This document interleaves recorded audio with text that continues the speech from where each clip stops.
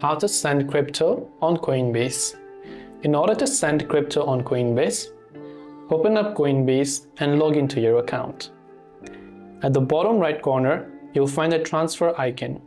Tap on transfer and it says send crypto to a crypto address, email or phone number. So of course, we want to simply select that given option. Once we've done that, you must make sure that you verify your identity.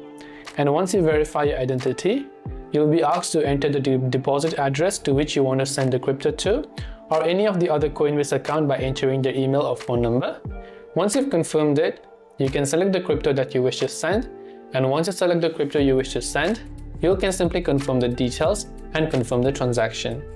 This way you can send crypto on Coinbase. I hope the video helped you out. If you have got any further questions, feel free to leave them down below. Thanks for watching till the very end of the tutorial, and see you soon as always in the next video.